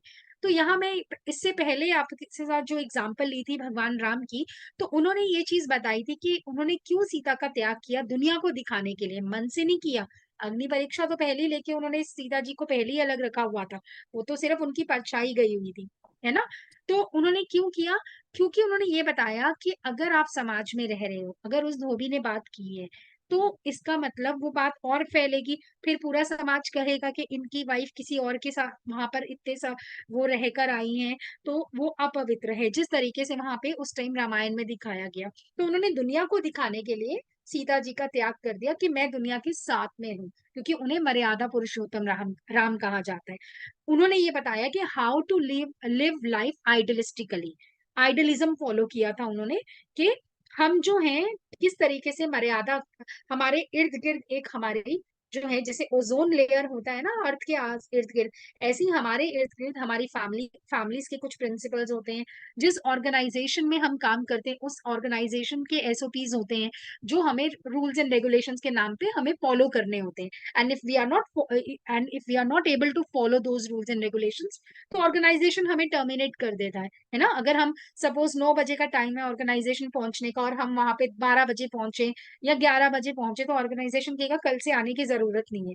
अगर आपकी फैमिली के प्रिंसिपल्स हैं, मर्यादा ये बनाई हुई है कि रात के 8 बजे के बाद कोई बाहर नहीं जाएगा, तो वो बड़ों से लेके छोटे तक सबके लिए बनी हुई है। तो फिर बच्चों को भी पता लगता है, नहीं, this is the rule of my family, this is the value system of my family, कि मुझे रात को 8 बजे के बाद घर से बाहर नहीं जाना। सो ये छोटी छोटी जो चीजें, जब हम ये इन वैल्यूज को इंपॉर्टेंस देने लगते हैं ना, तो हमारी लाइफ बहुत अच्छी कटती है। क्यों? क्योंकि हमने अपनी लाइफ के भी आगे वैसा ही एक ओजोन लेयर बना लिया होता है, जिसे हम वैल्यू सिस्टम कहते हैं। और बिना वैल्यू सिस्टम के ह्यूमंस की लाइफ मिजरेबल है। We have to create such value system, surrounding our life, that is very important. क्योंकि जब आप वैल्यू सिस्टम ही नहीं बनाओगे ना, फिर तो लाइफ में क्योज ही रहेगा हमेशा। तब तो लाइफ ऐसे रहेगी कि भाई, जैसे दिखाते हैं ना कि बहुत दिनों तक किसी को कुछ खाना नहीं मिला, जैसे मूवीज में कई बार दिखाते हैं इस टाइप के डाकू या गुंडे होते हैं, जिनको कभी कुछ खाने को, मतलब बहुत देर तक कुछ नहीं मिलता और बहुत अच्छी चीज मिल जाती है, तो सब टूट पड़ते हैं उनपे। तो बिना वैल्यू सिस्टम के हमारी लाइफ भी ऐसे ही डिस्टर्ब हो जाती है। सो बहुत अच्छे तरीके से अभी एग्जाम्पल देते हुए मैम ने बताई थी ये चीज। So values that define us, values such as respect, empathy, love, they shape our interactions and personality and guiding our actions in life. बहुत इंपॉर्टेंट है, क्योंकि जब रिस्पेक्ट एक ऐसी वैल्यू है जो मांगने से नहीं मिलती। If you give respect, you earn respect, आप रिस्पेक्ट को अर्न करते हैं, ठीक है। वो अर्न कैसे करते हैं? जब आप किसी को रिस्पेक्ट देते हो, तो automatically in return you get that respect. Empathy की बात हमने इमोशनल इंटेलिजेंस में भी कही थी, क्योंकि empathy plays a very important role in building the relationships. And we are human beings, we cannot live in isolation, we are dependent on, इतनी से लेके इतनी बड़ी चीज तक, we are dependent on every one of us. आज मैं ये कह रही हूँ कि मैं सेशन ले रही हूँ आप लोगों के साथ, तो मेरा सेशन इसीलिए हो पा रहा है बिकॉज आप लोग सब मेरे साथ हो। अगर आप लोग नहीं होते तो मैं किसके साथ सेशन लेती? So I am dependent on you people. Similarly, अगर मैं बोल रही हूँ, आप लोग सुन रहे हो, तो you people are dependent on me. So ये बहुत जरूरी है as a human that we should respect एक तो identity, we should respect the individuality, and we should have the empathetic attitude, and plus most important thing is that love, प्यार बहुत जरूरी है। कोई भी रिलेशन आपकी लाइफ में प्यार के बिना अधूरा है। That is very important, and this shapes the interactions, this shapes the personality of you people, it grooms, it enhance our personality, क्योंकि यही सब वैल्यूज जो हैं वो हमारे हमारे जो कि कहते हैं ना चरित्र को, हमारी आइडेंटिटी को, हमारी पर्सनालिटी की झलक देते हैं। Okay, so Martha Nussbaum's list of 10 innate human values क्या हैं? Truth, justice, love, hope, shaping positive daily endeavours. So इससे भी ज्यादा इंपॉर्टेंट एक और चीज है जिसमें हम ये वाला स्लाइड लेकर आए हैं, that is importance of human values. Why we say human values are important? हम लोग ये मानते हैं कि हम लोग सब ह्यूमंस हैं, हम लोग बहुत अच्छे तरीके से, हमें पता है किससे कैसे निभाना है, कहाँ पर कैसे काम करना है, टाइम मैनेजमेंट का भी पता है, स्ट्रेस मैनेजमेंट का भी पता है। But why values? आप देखिए, जब हम छोटे थे, जितने भी लोग यहाँ पर होंगे अगर जो 40+ हैं, वो जब छोटे थे, क्या उनको, आई थिंक सिवाय धर्म शिक्षा के, संस्कृत के साथ धर्म शिक्षा एक सब्जेक्ट था जो मैंने भी पढ़ा हुआ है क्लास 9 तक, मतलब वो आई थिंक 5th में स्टार्ट हुई थी संस्कृत, और 9th तक संस्कृत और धर्म शिक्षा दोनों सब्जेक्ट्स जो है पढ़ा। धर्म शिक्षा हिंदी में होती थी और संस्कृत एक सब्जेक्ट होता था जैसे थर्ड लैंग्वेज। तो बस वही पढ़ाया जाता था, कोई अलग से ऐसा नहीं हो, या हिंदी में ही होता था इस कहानी से हमें ये शिक्षा मिलती है, तो वो हर कहानी में वो मॉरल्स होते थे। लेकिन आज के टाइम पे वैल्यू एजुकेशन अलग से बच्चों को सिखाया जाता है। Why there is a need of such things? क्यों ऐसा? क्यों? क्योंकि nowadays our values are degraded. आप ये देखिए, हम अपने प्रोफेसर्स, हम अपने टीचर्स को आज भी याद करते हैं तो बहुत रिस्पेक्ट से करते हैं। आज भी किसी का भी कॉल आता है, इवन राइट नाउ भी, अगर अभी अभी तो आई एम टेकिंग सेशन, तो डीन सर का मैसेज आया था, I am not able to pick that, but in case मेरे को कोई भी काम हो घर पे, even my son says me कि आपका फोन आता है कोई भी, मतलब डीन सर का या किसी भी मैम या सर का, तो आप एकदम उठ के फोन को क्यों सुनते हैं? तो इट शोज दैट, मतलब you are giving that respect to the your reporting officer, कि हाँ वो मेरे बड़े हैं, मुझे उनको रिस्पेक्ट देना है और मैं उनको इस तरीके से ग्रीट करूंगी। लेकिन आज के बच्चों में वो चीज है? आप एक सेमेस्टर बच्चे को पढ़ाते हो, सेकंड सेमेस्टर में बच्चा आपको good morning, good evening, good good afternoon करना भूल जाता है, क्योंकि अब ये मैम नहीं पढ़ाती तो there is no use from this ma'am, और ये सर नहीं पढ़ाते तो अब इनसे कोई मतलब नहीं निकल रहा, तो नहीं भी बुलाएंगे तो चल जाएगा। ऐसा क्यों? क्योंकि हम आज के बच्चों के अंदर हम ही एज अ पेरेंट्स वो वैल्यूज इनकलकेट कर रहे हैं। बच्चे को स्कूल में, ठीक है, कॉर्पोरल पनिशमेंट नॉट अलाउड, लेकिन बच्चे को स्कूल में अगर टीचर जरा सा भी डांट देती है, बच्चा घर आके रो के सुनाता है, तो पेरेंट्स आगे से कहते हैं उस टीचर की हिम्मत कैसे हुई मेरे बच्चे को कुछ कहने की? क्यों? उस टीचर का भी तो वो बच्चा है। वैल्यू सिस्टम तो टीचर भी सिखा रही है।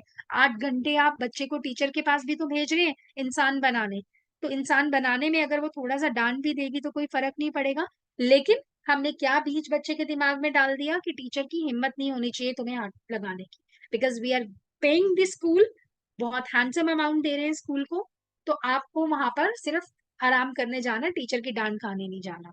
सो this is just one example कि हम कैसा वैल्यू सिस्टम बना रहे हैं खुद ही। कहते हैं family is the gateway of knowledge, first gateway of knowledge. हम जो रिलेशंस, जो वैल्यूज, जो ट्रेडिशंस, जो कस्टम्स की बात करते हैं, ये स्कूल से बाद में मिलते हैं, पहले हमें फैमिली से ही मिलते हैं। स्कूल में भी टीचर्स बोलती हैं अच्छा आपका ये, आप इस तरीके से, वो बच्चा कितना सेंसिबल है, कितने अच्छे घर से आया है ना, उसकी फैमिली ने कितने अच्छे संस्कार दिए हैं, पहली बार टीचर के मुंह से भी ये निकलती है ना। कि जब बच्चे को देखते हैं, जो बच्चा बड़ा नॉटी होता है, इसके पापा मम्मी कैसे झेलते होंगे, उन्होंने क्या सिखाया है इसको, कि क्लास में कैसे बैठते हैं इतना भी नहीं पता। यानी फैमिली से ही बच्चा वैल्यू सिस्टम सीखता है, फैमिली ही जो है हमें संस्कार, हमारे कस्टम्स, हमारे ट्रेडिशंस, हमारे जितने भी फेस्टिवल्स होते हैं वो किस तरीके से सेलिब्रेट होने चाहिए, सबकी नॉलेज हमें फैमिली से मिलती है।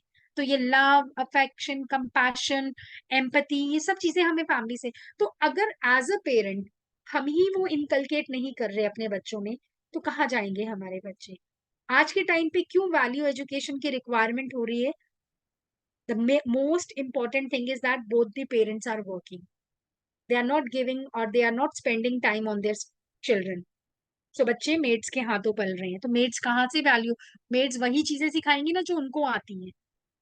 आपकी फैमिली की वैल्यू सिस्टम आपको पता है, आप इनकलकेट ही नहीं कर पा रहे because you don't have enough time to spend time with your child.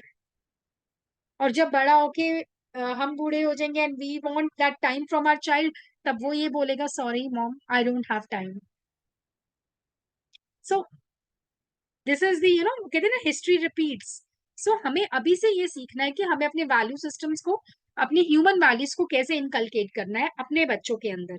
So types of human values: autonomy, community, creativity, justice, power, self-direction. These are some of the key motivating factors which guiding human decisions and actions.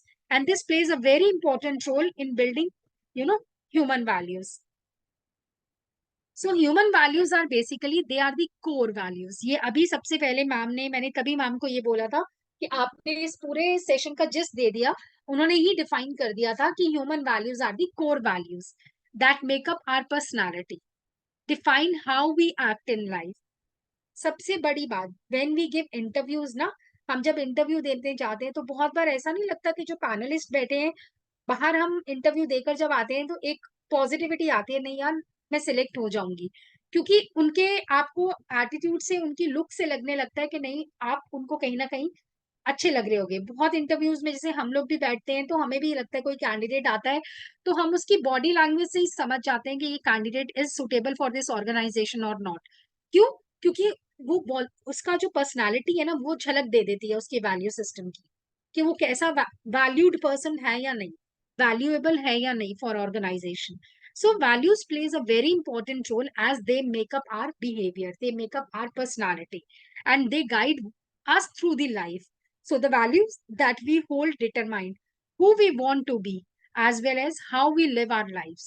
The decisions that we make on our everyday basis. अभी last session पे सीमा ma'am ने ही बात share की थी अपने बेटे की कि डोर के बाहर 2 स्लीपर्स पड़े हुए थे, और एक दादी की और एक दादी कजन दादी थी या दादी की फ्रेंड थी, तो उसने दोनों ही स्लीपर्स उठाकर हाथ से रखे, तो उन्होंने मना किया बेटा ऐसे टच मत करो।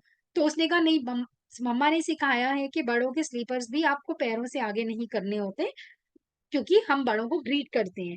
तो आप देखिए कि बच्चे के अंदर वो वैल्यू सिस्टम मदर ने डाला था तो जो उसे याद रहा, और वही यही चीज वो आगे लेकर जाएगा अपनी जनरेशन में। दिस वैल्यू सिस्टम प्रिजर्व भी करेगा और ट्रांसफॉर्म भी करेगा from one generation to another. So ऐसे ही तो फैमिली का वैल्यू सिस्टम बनता है। बट ऑन द कॉन्ट्ररी हम देखते हैं बहुत सी फैमिलीज में they are not bothered about anything, वो अपनी कल्चर को, अपने कस्टम्स को कुछ मानते ही नहीं। क्यों सेलिब्रेट करना है? ये फेस्टिवल ऐसे ही सेलिब्रेट करना जरूरी है क्या? हम ये कहते हैं कि जो बड़ों ने वैल्यू सिस्टम बनाया था फेस्टिवल सेलिब्रेट करने के लिए, सबको घर में बुलाते थे, साथ में बॉन्डिंग होती थी सबकी, ये क्या था? This is just showing a gesture that we all connect with each other, we all belongs to one family. छोटी सी सेलिब्रेशन से एक लाइवली मूवमेंट हो जाती थी। आज सब अकेले अकेले अपने घर में दिवाली मना रहे होते हैं, अकेले अकेले अपने घर में होली मना रहे होते हैं, वो सेलिब्रेट कर रहे होते हैं। There is no use of such festivals. लगता ही नहीं होली है, लगता ही नहीं दिवाली है। वो कब लगता था? जब हमारे सारे रिलेटिव्स हमारे साथ होते थे, रौनक लगती थी घर में, वो फेस्टिवल्स लगता था हम सेलिब्रेट कर रहे हैं। आज ऐसे लगता है कि अच्छा होली है, बाहर मार्केट में भी सन्नाटा लगता है, आप बालकनी में खड़े हो जाओ तो लगता है अच्छा लग ही नहीं रहा होली का फेस्टिवल है, लग ही नहीं रहा दिवाली, बस वो लाइटिंग्स लगती है तो लगता है दिवाली है या दिए जलते हैं घर में। अदरवाइज कोई ऐसा मजे नहीं, कोई जो हमने अपने बचपन में फेस्टिवल सेलिब्रेट किए हुए। This is only because of our mindset that we are running towards materialistic world. हम बहुत ज्यादा मशीन लाइफ को लीड कर रहे हैं और बहुत ज्यादा मटेरियलिस्टिक चीजों के पीछे भाग रहे हैं, और उसके भागने के चक्कर में we are losing our values. That is why our values are degrading day by day. We don't respect our values, we don't give importance to our values. So without values, जैसे मैंने आपको पहले ही बता दिया था, यहाँ भी लास्ट लाइन लिखिए, without values our lives would become chaotic, there would be no meaning behind any of the things that we do or we say. So importance of human values is that it provides an understanding of what people find to be important in our life. जैसे मैंने अभी celebrations का example लिया, हमारे जो कहीं ना कहीं हमारी लाइफ में वैल्यूज बहुत इंपॉर्टेंट रोल प्ले करते हैं। अगर हमने अपनी लाइफ को हैप्पी लीड करना है ना, ब्लिसफुल लीड करना है, we have to make that value system. अच्छा लगता है ना जब कोई छोटा आपको आकर बोलता है गुड मॉर्निंग, नमस्ते, जब कोई बड़ा आकर आपको ब्लेसिंग्स देता है। What is this? These are values, this is value system. तो ये मतलब आपके स्टूडेंट्स आपको रिस्पेक्ट देते हैं, दिस इज वैल्यू सिस्टम। आप कोई फेस्टिवल सेलिब्रेट करते हो, आप किसी को गिफ्ट देते हो, कोई आपके घर आके आपको ग्रीट करता है, दिस इज वैल्यू सिस्टम। किसी के घर में जाओ, कोई आपको पानी भी ढंग से नहीं पूछे तो बुरा लगता है ना। लेकिन जब किसी और मतलब ऐसे ही फॉर एग्जाम्पल किसी और के घर आप गए और वो आप मतलब आप उसके घर में सिर्फ 5 मिनट रुकते हो और 5 मिनट में मतलब ऐसा नहीं मैं कह रही कि टेबल आपके सामने लगाना इज वैल्यू सिस्टम। वो जेस्चर वो दिखाता है कि नहीं, आई रिस्पेक्ट कि आप मेरे घर में आए हो, I want that we have a strong bonding. तो वो 5 मिनट में ही आपके आगे इतना कुछ वो टेबल पे लगा देता है। आपको लगता है यार क्यों, जबकि आपने खाना इतना सा भी नहीं होता, क्योंकि आपके पास टाइम नहीं है, आप सिर्फ 2 मिनट मिलने का। और कोई किसी के घर आप जाओ, कोई आपसे ये पूछता है आप पानी पियेंगे, लाएं पानी, कैसा लगता है? These are such such small small examples जो हम सबके साथ होती हैं लाइफ में। These examples shows our value system. आगे कहा जाता, वो कहते हैं ना हमारा ही भारत, जिस भारत में हम रहते हैं, हमारा वैल्यू सिस्टम, हमारा आईकेएस ये कहता है अतिथि देवो भव। लेकिन आज की डेट में हम क्या कहते हैं? अतिथि क्यों आ गए हमारे घर, गेस्ट क्यों आ गए? हमारी प्राइवेसी में फर्क पड़ रहा है ना। आएंगे भी तो हमें पहले कॉल करके आए हम अवेलेबल हैं या नहीं। आगे कभी ऐसा होता था? जब हम छोटे होते थे मन करता था बुआ के घर जाना, चले जाते थे। मन करता था चाची से मिलने जाना, चले जाते थे। मन करता था कोई पापा के फ्रेंड अपनी फैमिली लेकर आए हैं तो आ गई, कोई बात नहीं, सब साथ में एंजॉय करेंगे, घूमने जाएंगे। लेकिन आज पहले हम अपने रिलेटिव से भी अपॉइंटमेंट लेते हैं कि मिलना है या नहीं। रिलेटिव तो दूर की बात, बहुत से लोगों से हम बात करते हैं वो ये कहते हैं अपने बच्चों के घर जाने के लिए भी फोन पे अपॉइंटमेंट लेनी पड़ती है कि आप लोग घर पर हो, हम आ जाएं बेटा। This is our value system nowadays. That is why our Indian value system is degrading day by day. Because as a human beings, as a citizens of India, we are, somehow leaving our culture behind. We are running towards machines. We are working with machines. We are following the Western culture. But you know one thing, that Western culture people, they love our culture. They want to be like Indians. नमस्ते करना भूल गए। आगे हम छोटे थे तो हमारे दादा दादी सिखाते थे राम राम करिए, भगवान जी का नाम निकालिए मुंह से। नमस्ते aunty, good morning aunty, good morning uncle. Relation से बुलाइए, मासी को मासी बुलाइए, फूफा जी को फूफा जी बुलाइए, चाचा जी को चाचा जी बुलाइए। लेकिन आज के बच्चे सबको अंकल आंटी के रिलेशन में ही रख लेते हैं। कहाँ से रिलेशंस की बॉन्डिंग आएगी, कहाँ से वो कनेक्शन आएगा जो वैल्यू सिस्टम बनाता है? That is very important. So all humans have these values in some or another way, and it is up to us to choose which values we hold most dear. So 20th century philosopher Martha Lamsa puts forth a 10 values जो मैंने अभी आपको पहले बताई थी, इस slide में भी है। Truth, beauty, justice, courage, temperance, wisdom, love, equality, modesty, and hope. So these are the values that all humans should try to uphold as they go through their day-to-day lives. It is also important for society at large to recognize these values and make them explicit in social system, institutions, organization, so that people will always know what they stand for. So how human values influence daily life? जो भी हम बात कर रहे थे इन values की, ये हमारी लाइफ पे क्या इम्पैक्ट करती है? So human values are the aspects of our life that are very important to individuals in their daily life. These values can be both abstract and concrete, like joy, love, truth, peace, beauty, freedom, justice. So human values, they influence daily life by directing our attention to what is most important to us as human beings. For example, मैं अगर ये बोलती हूँ कि मेरी family का ये एक नियम है, ये वैल्यू सिस्टम है, ये एक उन्होंने अपना हमारे वो लिमिटेशन बनाई हुई है कि रात के 10 बजे के बाद आप घर पे नहीं आएंगे। आप अगर कोई फंक्शन अटेंड करने जा रहे हैं तो 10 बजे जहां अटेंड करने जा रहे हैं आप वहां ही रह लीजिए। अगर रिलेटिव का है, अगर किसी ऐसे नॉर्मल फ्रेंड के जा रहे हैं तो आप कोशिश करिए 10 बजे से पहले घर आ जाइए। So this is, if we as children, if we as younger one adopt this value system, तो हमारी लाइफ में हमारी फैमिली लाइफ में बैलेंस बना रहेगा।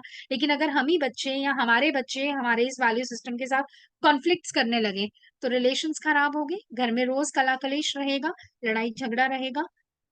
सो this is basically the mindset.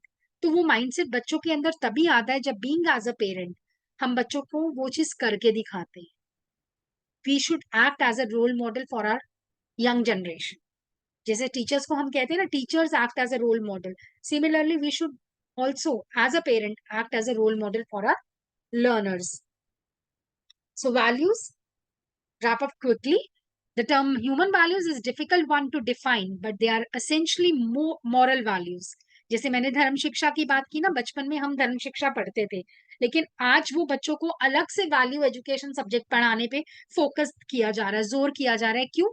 क्योंकि हम एज अ पेरेंट्स वो वैल्यू सिस्टम उनके अंदर नहीं डाल रहे, हम ऐसा कल्चर नहीं दिखा रहे जो एक्चुअल में इंडियन वैल्यूज से भरा हुआ था। अ रिच इंडियन कल्चर हमने ही कहीं ना कहीं खो दिया उसको, क्योंकि यही हमारी वैल्यूज जो थी, यही हमारे जो संस्कार थे, हमारे सिद्धांत थे, ये हमें आपस में ह्यूमंस को कनेक्ट करते थे। प्यार, जस्टिस, क्वालिटी, एम्पैथी बहुत जरूरी है। सो it may be easier to think of human values as principles or guiding beliefs instead of organized list. आज के बच्चे तो बहुत कह देते हैं, आपने बोला कि घर में आपको 10 बजे के बाद नहीं आना, आप ये क्यों वो जो है पैरामीटर्स फिक्स कर रहे हैं या लिमिटेशंस फिक्स कर रहे हैं हमारे लिए। बट एक्चुअल में ये वो सिद्धांत हैं, ये वो गाइडिंग प्रिंसिपल्स हैं, गाइडिंग फोर्स हैं जो हमें कनेक्ट करते थे हमारे अपनों के साथ, और हमें कनेक्ट करते थे कि किस तरीके से हम अपनी लाइफ को स्मूथली रन कर पाए। सो this is all about value system. Any questions on this? हाँ जी मैम, आवाज आ रही है। हाँ जी ma'am. Okay. So this is all about today's session on value system, human values, stress management and resilience. So if anyone is having any question, any doubt, you can please ask. I want to see you all. मेरे को आज किसी की भी video open नहीं लग रही, तो आई थॉट कि मैं ही हूँ सिर्फ इस सेशन में अकेले। सिर्फ मैंने सीमा मैम, मीना मैम और डिम्पल मैम को देखा। एक बार सब अपनी वीडियो ऑन कर लो सो दैट मैं एक बार सबको देखूं, मुझे लगे सब लोग यहाँ पर ही हैं। एक छोटा सा एग्जाम्पल के साथ मैं बात बोलना चाहूंगी। हाँ ह्यूमन जी। Values are just like that कि हम एक सीड सोइंग की तरह है। हमने एक सीड की सोइंग कर दी और वो एक वैल्यू हमने अपने बच्चे के अंदर डाली, और वो जब वो सीड डेवलप होता है तो वो बहुत सारे सीड्स बनते हैं उसके, और बहुत पूरी फसल हमको मिल जाती है। हम बच्चों के अंदर वैल्यू इनकलकेट करते हैं तो वो स्लोली उसकी लाइफ में धीरे धीरे धीरे हमें वेट करना पड़ेगा, जैसे हमें फसल के लिए वेट करना पड़ता है। वो फिर उसका रिजल्ट हमें एक एक बीज बोने से हमें 1000 बीज मिलते हैं।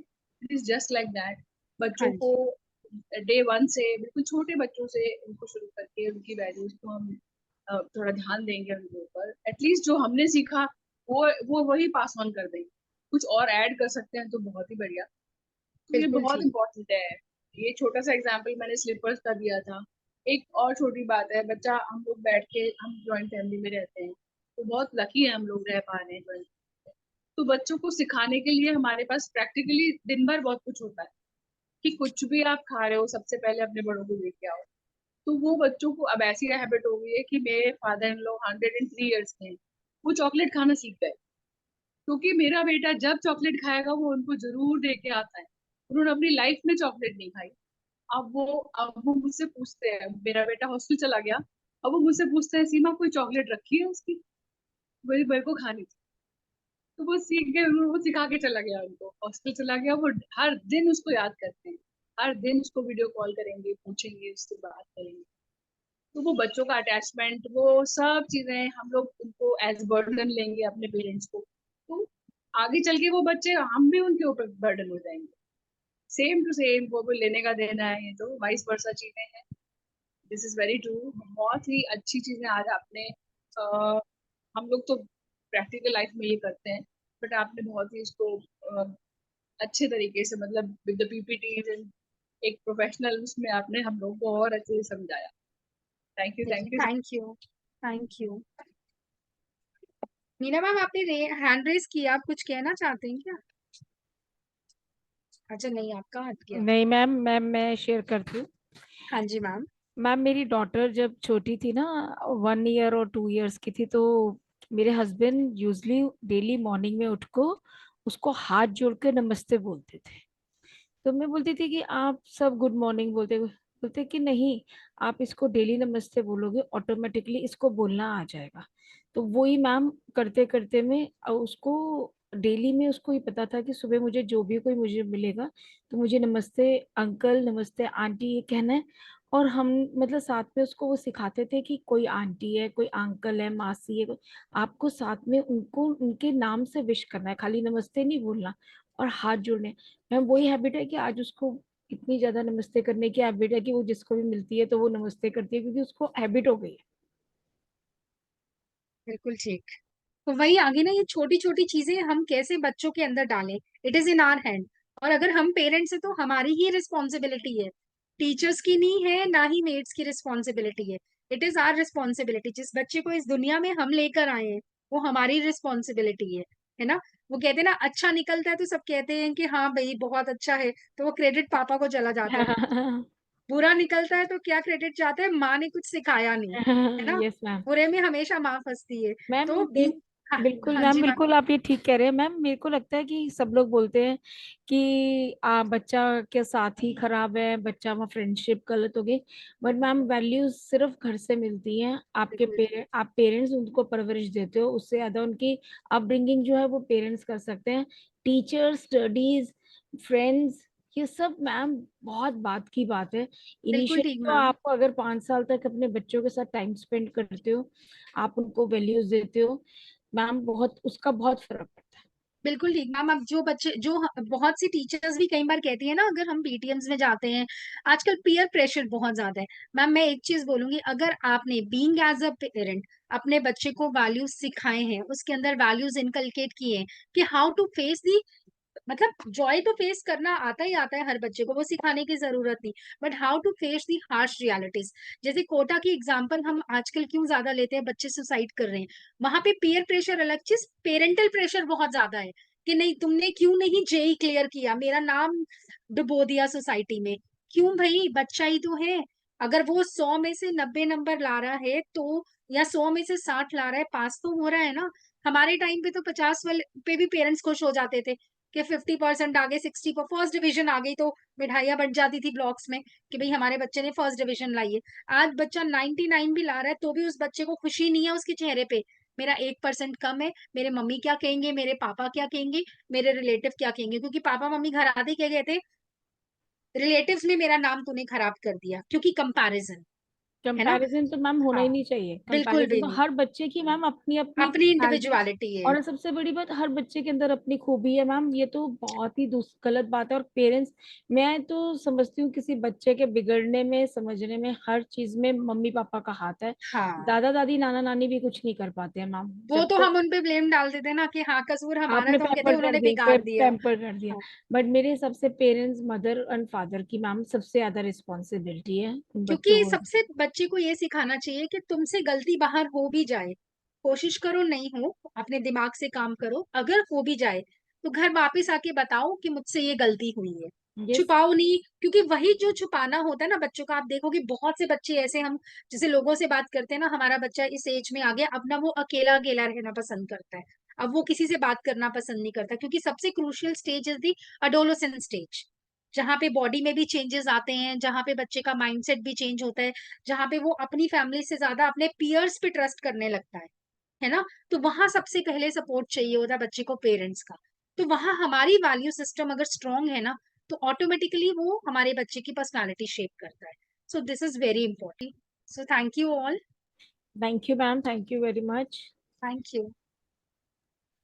ठीक है मैम, तो वेडनेसडे को मैम सेशन है ना मैम हमारा हाँ फिक्स? जी, last session is Wednesday, that okay. Is on basically the whole crux of this soul and the growth mindset.